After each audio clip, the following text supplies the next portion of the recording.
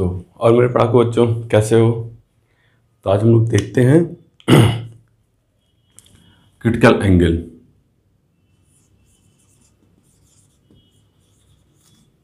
Critical angle, ठीक है।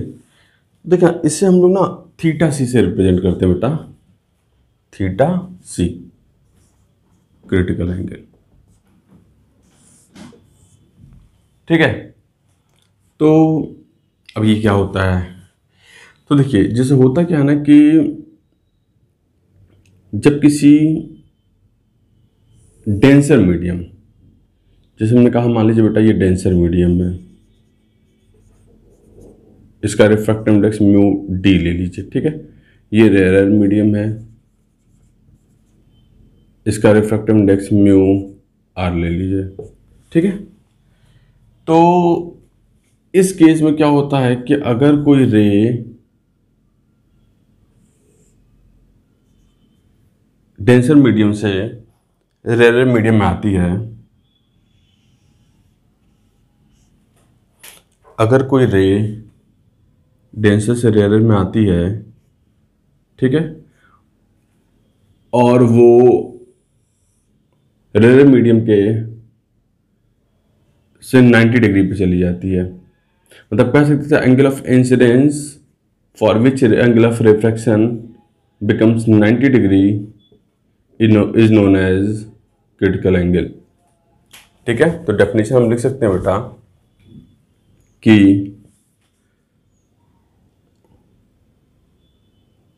Angle of incidence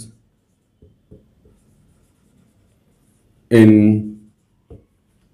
denser medium for which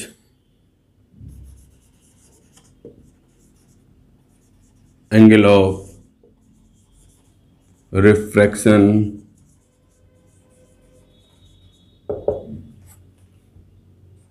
in rarer medium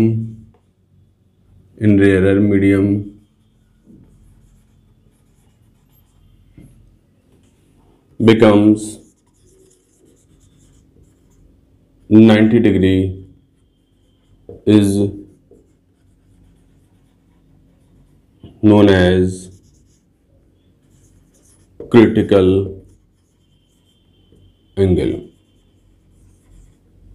ठीक है। मैं क्रिटिकल एंगल, ठीक है, यानी सिंपल सा कि वो एंगल ऑफ इंसिडेंस जिसके लिए, मतलब वो angle of incidence denser medium में जिसके लिए एंगल ऑफ रिफ्रैक्शन कितना हो, 90 डिग्री हो, उसे हम क्या बोलते हैं, थीटा सी और क्रिटिकल एंगल, ठीक है।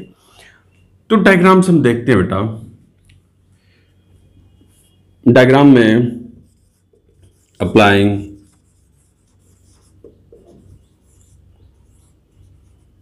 स्नेल्स लॉ अप्लाई करते हैं, ठीक है बेटा। तो यहाँ पे क्या लिखते हैं बताओ, mu one sine theta one बराबर mu two sine theta two, ये होता है आपको पता है। तो mu D sine theta C is equal to आ जाएगा mu R sine 90। Clear. Sine 90 क्या होता है बेटा, 1 होता है। तो यहाँ से क्या लिखते बताओ, साइन थीटा सी को लिखते mu rarer by mu denser, ठीक है। ये होता है, ठीक है। हम मानते हैं कि if mu R, mu rarer को हम एयर ले लेते 1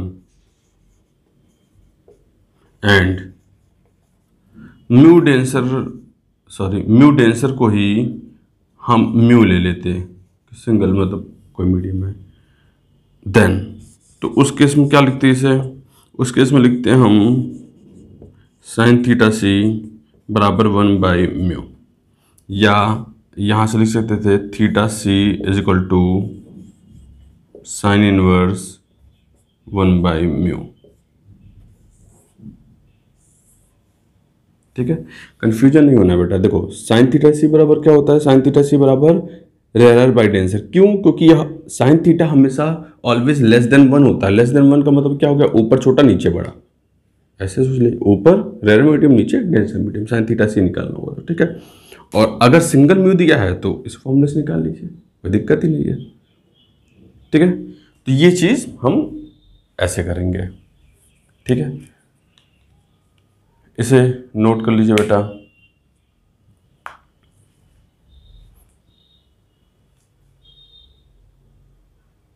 ठीक है, हम मिटाते हैं।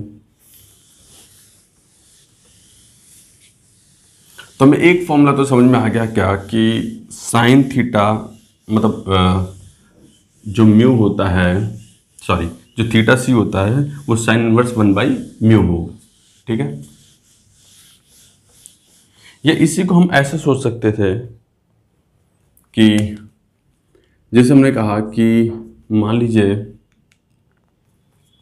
ये हम लिख लेते हैं कि म्यू जो होगा वो mu denser by mu rarer होगा ऑलवेज, ये सोच लो, ठीक है। तो साइन थीटा सी जो है वो कितना आया था बेटा, 1/म्यू आया था, या यही से कह सकते हैं कि थीटा सी कितना आएगा, साइन इनवर्स 1/म्यू, ठीक है। यहाँ पे म्यू कितना है बेटा, mu denser by mu rarer. तो इसी को आप ऑलवेज याद रख लीजिए, कोई दिक्कत नहीं। और म्यू मतलब किसी भी मीडियम के लिए, दो अलग अलग मीडियम हो उसके लिए हम ये निकाल सकते हैं थीटा जी, ठीक है, क्लियर है। तो जैसे हम एग्जाम्पल के लिए कर लेते हैं बेटा, एग्जाम्पल के लिए हमने कहा मान लो कि एयर, डेंसर से रेयर जाना सॉरी, तो हमने कहा water to air, water to air देख रहे हैं हम बेटा, ठीक है। मतलब वाटर से एयर में अगर रेस जा रही हैं तो ऐसे बनाओ, देखो ये वाटर है, वाटर का रिफ्रैक्टिव इंडेक्स कितना होता है बेटा, 4/3, ठीक है। और यहाँ पे रेज जा रही हैं, हमने इसे थीटा सी माना, तो रेज ऐसे हो जाएंगी 90 डिग्री पे, ठीक है। तो यहाँ पे अगर हम लिखते थीटा सी कितना होता, तो वो कितना होता बेटा, साइन इनवर्स 1/म्यू, म्यू कितना है यहाँ पे 4/3, क्योंकि ऊपर का तो एयर ले रहे हैं हम, कितना हो जाता 4/3, 3 ऊपर आ गया। तो यहाँ से आप कह सकते थे theta C will be equal to sine inverse 3/4, ये आपका आंसर हो जाएगा, किसके लिए, वाटर एयर कॉम्बिनेशन के लिए, थीटा सी। समझ में आ रहा है, ये थीटा सी आ गया। अच्छा, ये थीटा सी समझना ऑलवेज डेंसर टू रेयर के लिए डिफाइन होता है, रेयर टू डेंसर थीटा सी का मतलब नहीं है। मतलब अगर रेयर मीडियम से रेज डेंसर मीडियम में जा रही है तो थीटा सी का मतलब ही नहीं है, तो उस केस में वो कभी 90 डिग्री पर नहीं हो सकती हैं, ठीक है। थीटा सी का मतलब तब है जब डेंसर से रेयर मीडियम में जा रही हो, जब रेज डेंसर से रेयर मीडियम में जाती हैं तो क्या होता है, जो रेज हैं वो away to the normal bend करती हैं, तो अवे होते होते एक टाइम ऐसा आता है कि वो 90 डिग्री पे हो जाती हैं, तो वहीं से हम थीटा सी निकाल लेते हैं। जबकि इस केस में उल्टा हम सोचें कि रेयर से डेंसर में जा रही हूँ तो वो टूवर्ड्स नॉर्मल बेंड करती हैं, तो टूवर्ड्स नॉर्मल के बेंड करने के चक्कर के केस में कभी वो 90 थोड़ी ना हो पाएंगी, ठीक है। तो इसलिए डेंसर टू रेयर के लिए थीटा सी हम डिफाइन करते हैं, ठीक है। ये एग्जांपल एक ले लिए वाटर टू एयर के लिए, और किसी के लिए भी ले सकते थे, ठीक है। या चलो ऐसे ले लेते हैं कि हम क्या है कि ग्लास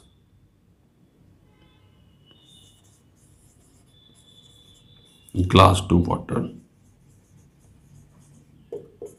ग्लास टू वाटर, क्यों, देखो क्योंकि ग्लास का रिफ्रैक्टिव इंडेक्स जो होता है वो 3/2 होता है यानी 1.5, और वाटर का कितना होता है बट 4/3 यानी 1.33, तो ज़्यादा कौन है, ग्लास, तो ग्लास से वाटर में जानी चाहिए, ठीक है।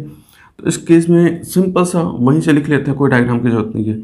आप सोचते थीटा सी बराबर कितना, अच्छा मैं पहले म्यू लिख देता हूँ, म्यू कितना होता, mu denser by mu rare होता है, डेंसर कितना है मतलब लिख देता हूँ म्यू डेंसर, के ऊपर लिखा है देखो mu denser by mu rare, mu denser कितना है 3/2 बाई म्यू रेयर कितना 4/3, ये कितना हो गया 9/8, ठीक है। तो अगर ये आ गया तो इसलिए थीटा सी कितना आता, साइन इनवर्स 1/म्यू, म्यू कितना 9/8, तो 9/8 ऊपर आ गया, तो यहाँ से थीटा सी इस केस के लिए कितना हो जाता, साइन इनवर्स 8/9। देखिए theta C will be sine inverse 8/9 for what, class 2 water. Clear है बेटा? तो इसे नोट कर लीजिए।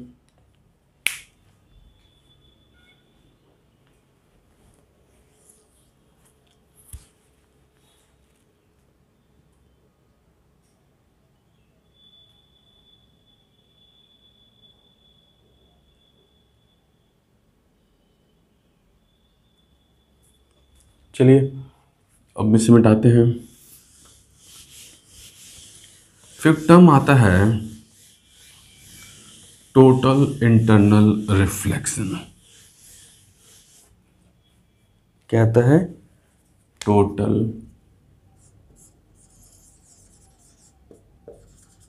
Internal reflection. ठीक है, इसी को बोलते हैं बेटा TIR, total internal reflection.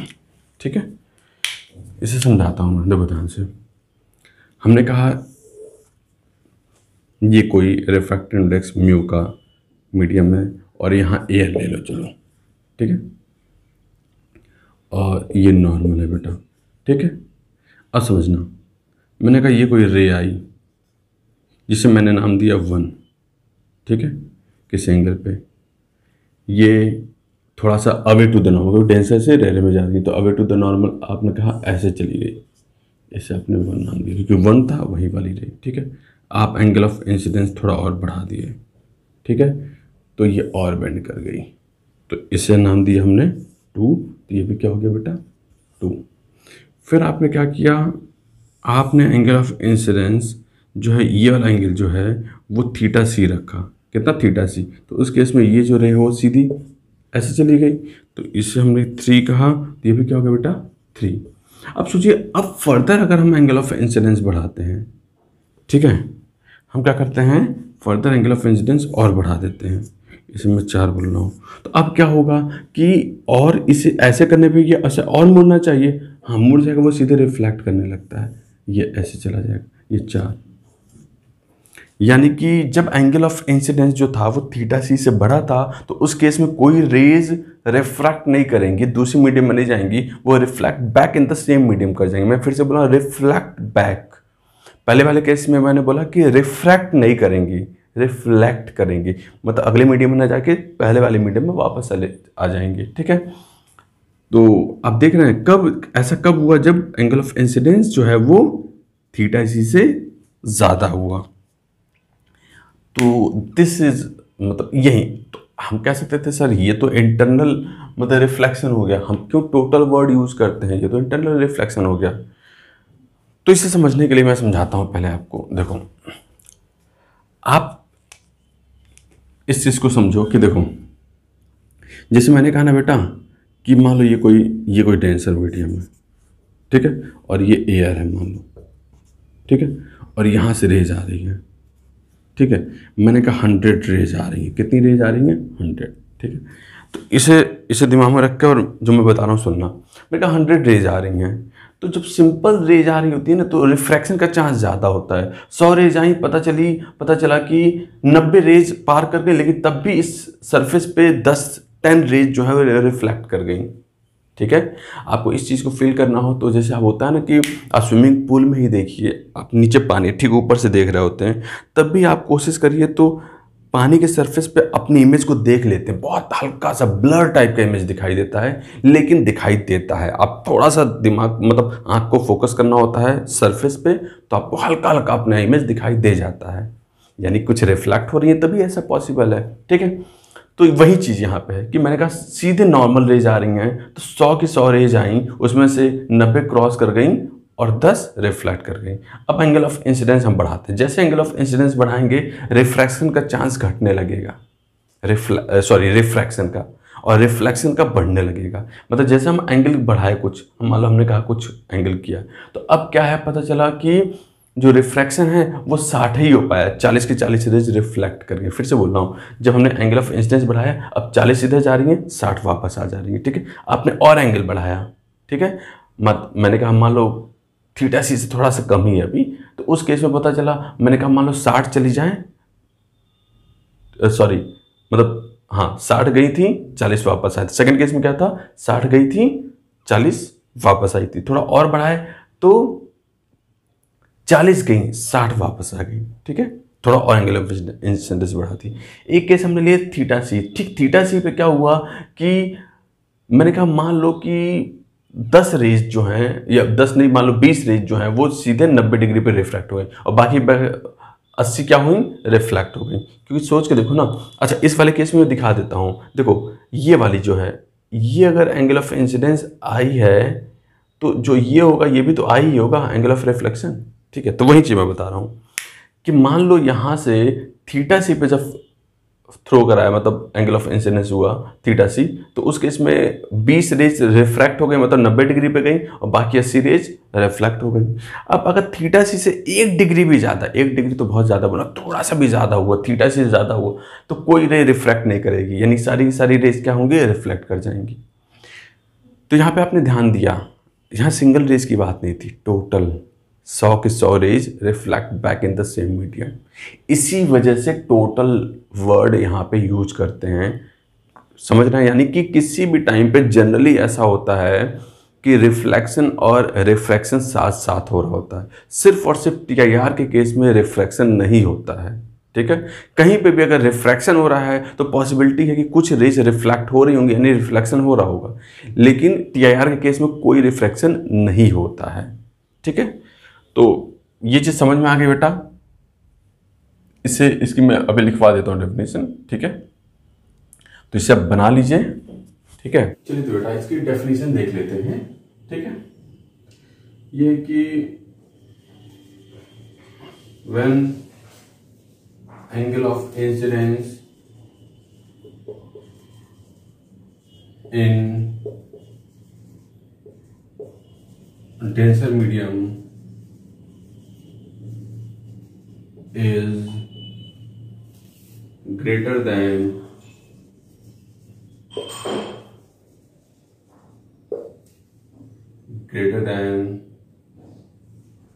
critical angle, bracket में लिख देता हूँ थीटा सी, ठीक है। तो देखो when angle of incidence in denser medium is greater than critical angle, then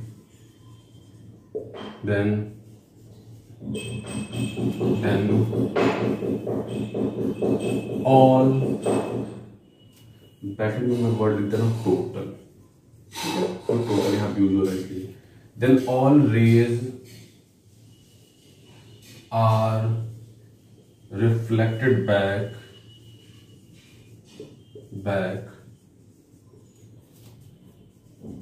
in the same medium, ठीक है।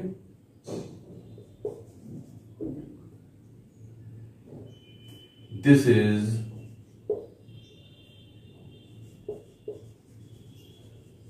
known as total internal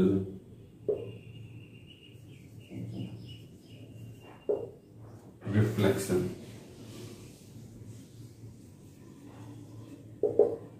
that is what TIR। तो समझ में आया बेटा कि तो यहाँ पे टोटल रेज जो है वो reflect back in the same medium कर जाते हैं, इसलिए हम किसे क्या बोलते हैं, टोटल इंटरनल रिफ्लेक्शन या TIR, ठीक है। तो ये डेफिनेशन आप लिख लीजिए।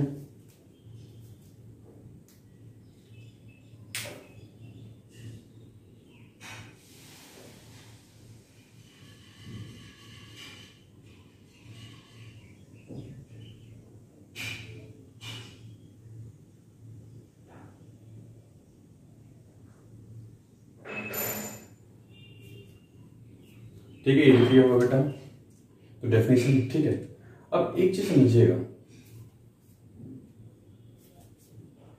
कि जब टीआईआर होता है ना, तो जो इंटरफेस होता है, जो सरफेस होता है, जिस सरफेस को क्रॉस मतलब interface between denser and layer medium, that behaves like a reflecting surface, pure reflecting surface.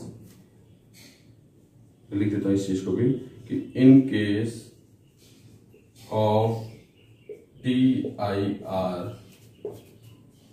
the interface behaves like a pure reflecting surface। यानी आप समझिएगा कि ऐसा हो सकता है कि जो एक प्लेन मिरर है वो उतना अच्छा रिफ्लेक्टर ना हो जितना अच्छा ये होगा। प्योर मतलब एक रिफ्लेक्टिंग सरफेस, यानी कह लीजिए एक प्लेन मिरर जो होता है या कोई भी मिरर हो, मिरर भी 100 के 100% रेज को रिफ्लेक्ट नहीं कर पाता है, कुछ ना कुछ रेज वो मतलब एब्जॉर्ब कर लेता है या कुछ, मतलब समझ रहे हैं, क्योंकि बहुत अच्छा कितनी भी अच्छी क्वालिटी का लेंगे तो 95% या मान लीजिए 99% वो रेज को रिफ्लेक्ट कर रहा है, 100 का 100 नहीं कर पाता है। जबकि ये जो है टीआईआर के केस में 100 के 100% रेज रिफ्लेक्ट हो जाती हैं, इसलिए ये प्योर रिफ्लेक्टिंग सरफेस की तरह बिहेव करता है इंटरफेस। ठीक है, तो इसे नोट कर लीजिए बेटा। ठीक है, चलिए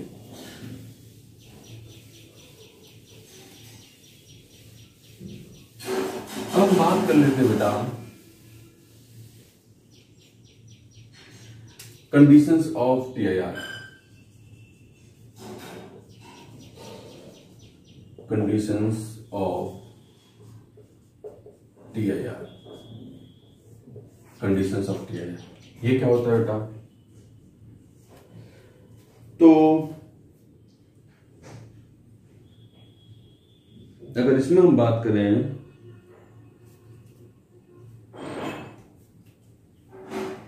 कि ये पहली कंडीशन क्या थी कि रेज जो है वो डेंसर मीडियम से रेयर मीडियम में जानी चाहिए। ठीक है, यही हुआ कि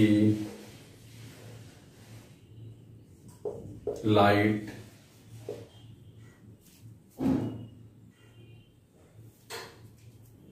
हाँ ठीक है, कंडीशन ऑफ पहला लाइट शुड इंसिडेंट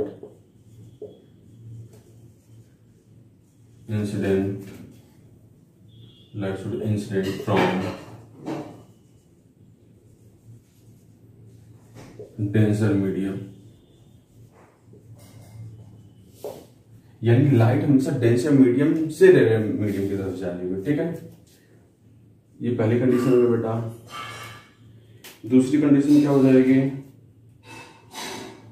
कि जो एंगल ऑफ इंसिडेंस है, angle of incidence should be greater than, angle of incidence should be greater than the critical angle with theta c। ठीक है बेटा, तो पहली कंडीशन क्या है कि light should incident from denser medium, and second condition is what, angle of incidence should be greater than the critical angle. ये दो कंडीशंस हैं किसके लिए? टीआईआर के लिए। ठीक है बेटा, तो इसे नोट कर लीजिए।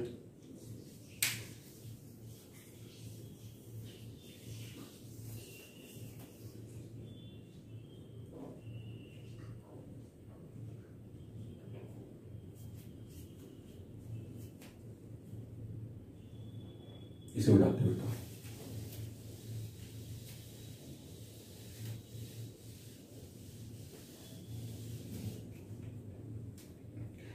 फिर एक बनता है ना कि ऐसा देखा जाता है बेटा कि मतलब जब हम किसी पॉइंट लाइट सोर्स को किसी मान लीजिए वाटर पानी है, पानी के अंदर रख दें, ठीक है, किसी गहराई पे, तो जो लाइट है वो हमेशा एक सर्किल से ही बाहर निकलता है, जिस सर्किल को हम सर्किल ऑफ इल्यूमिनेंस बोलते हैं। ठीक है, तो उसकी बात कर लेते हैं वो क्यों ऐसा होता है। मैं हेडिंग डाल दे रहा हूं, सर्किल ऑफ इल्यूमिनेंस।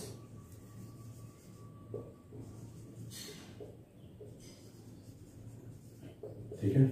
अब सर्कल ऑफ इल्यूमिनेंस क्या होता है बेटा, देखो मैं दिखाता हूँ आपको। जैसे मान लीजिए ये सर्कल है, ठीक है, और हमने कहा मान लीजिए यहाँ पे मतलब लाइट सोर्स ऐसे लिख दे रहा हूँ, ठीक है। देखो एक लाइट तो सीधी जाएगी, वो सीधी चली जाएगी।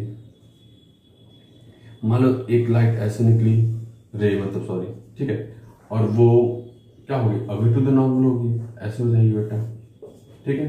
फिर एक मान लो एक जो रे है वो ऐसे निकली ये, और मान लो ये एकदम 90 डिग्री वाली कंडीशन थी, यानी थीटा सी वाली कंडीशन थी। इसके बाद जो रे जाएगी वो क्या होगी, इंटरनली रिफ्लेक्ट कर जाएगी, ठीक है। यानी ये वाली जो है ये क्या है बेटा, ये थीटा सी है। यानी इस सर्किल ऐसा चाहे इसी तरह इधर भी होगा, ठीक है। तो ये एंगल थीटा सी है, तो ये एंगल भी कितना बेटा, थीटा सी, जिसके लिए क्या हो जाएगा, रेज नॉर्मल पैरेलल हो जाएंगे, मतलब एंगल ऑफ रिफ्रैक्शन नॉर्मल हो रहा है, सॉरी 90 डिग्री हो रहा है। तो यानी ये सर्किल जो है, ये वाला सर्किल, ये कोई भी रे इस सर्किल के अंदर फॉल करेगी तो वही बाहर निकल पाएगी। इस सर्किल के बाहर वाली जो रे होगी वो इंटरनली रिफ्लेक्ट कर जाएगी उन रेस, सारी रेस में क्या होगा, TIR बन जाएगा। तो इसी ये जो सर्किल बन रहा है बेटा, this circle is known as what, circle of illuminance. मतलब कि किसी पॉन्ड में, किसी लेक में, किसी झील या तालाब में कह लीजिए कि कोई पॉइंट सोर्स, लाइट का सोर्स है, वो रखा हुआ है h हाइट नीचे, इसको हम h ले लेते हैं, इस डेप्थ h डेप्थ नीचे कह लीजिए। तो जो लाइट होगी वो ऑलवेज एक सर्कल से ही बाहर निकलेगी, ठीक है।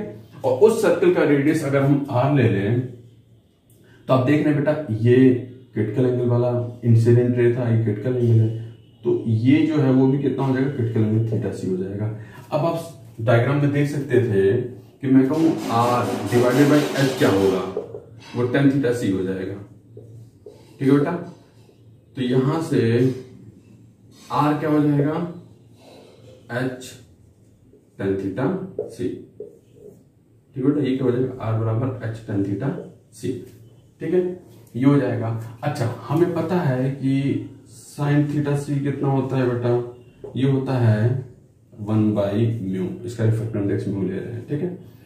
तो मतलब नीचे वाला जो पानी है, जो भी लिक्विड, तो उस केस में अगर हम ट्राइंगल बना लेते हैं और हमने कहा ये थीटा सी है, साइन यानी ये 1 और ये म्यू हो गया, तो ये कितना हो जाता है बेटा, root of 1 minus mu square, sorry mu square minus 1, sorry कितना हो जाएगा, root of mu square minus 1, ठीक है। तब यहां से tan थीटा सी कितना हो जाता, अच्छा ये आ जाता। अब इसी को लिखना हो तो आप ये भी लिख सकते हैं, देखो ये याद रखना ज्यादा आसान है, थीटा सी निकाली पहले पुट कर दीजिए, लेकिन दूसरा भी लिख लीजिए। tan थीटा सी कितना हो जाता, 1 डिवाइडेड बाय दिस, यानी कितना आ जाता, h by root of mu square minus 1, ये आ जाएगा, ठीक है। आगे हम एरिया की बात करें, एरिया ऑफ सर्किल का, area of circle of illuminance, मतलब कितने एरिया से लाइट निकलेगी बाहर, तो उसको अगर एरिया ए कहें तो ए कितना हो जाएगा बेटा, पाई आर स्क्वायर। तो हम इसे लिख सकते थे ए बराबर पाई आर कितना, h tan theta C, pi h square tan square theta C, या ये रख देते तो कितना जाता, pi h square by mu square minus 1, ये आ जाता बेटा area of circle of illuminance, ठीक है। तो सर्कल ऑफ इल्यूमिनेंस क्या होता है वो समझ में आ गया। और रेडियस कितना निकलेगा, तो मैं फिर से बोल रहा हूँ, रेडियस की वैल्यू h tan थीटा सी होगी। h tan थीटा सी के रेडियस के सर्किल से ही जो लाइट है वो बाहर एस्केप कर पाती है, निकल पाती है, उसके बाहर से कोई लाइट नहीं निकलती है, ठीक है बेटा। तो आज के लेक्चर में हम लोग हमने क्रिटिकल एंगल देखा, TIR देखा, ठीक है। TIR के कई एग्जांपल्स हैं वो मैं कराऊंगा, ठीक है। तो आज की क्लास के लिए इतना ही रखते हैं, चलिए okay, thank you, bye bye.